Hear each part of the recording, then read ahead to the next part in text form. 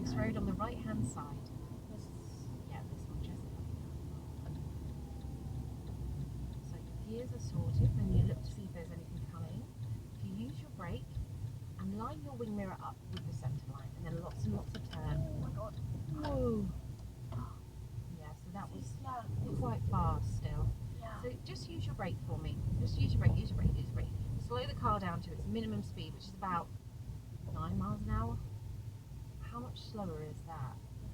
It's almost like you were scared to stall the car. The car goes very, very slow in a second. And if you apply the brake even more, you'll start feeling that it starts getting a bit like a tractor.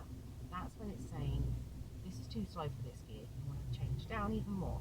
Yeah. But you can go surprisingly slow in second. Okay. So try to remember that when you've got sharp corners like that, you can just take your time and apply the brake and groove on in there. Yeah. Rather than absolutely flinging the car around. Yeah.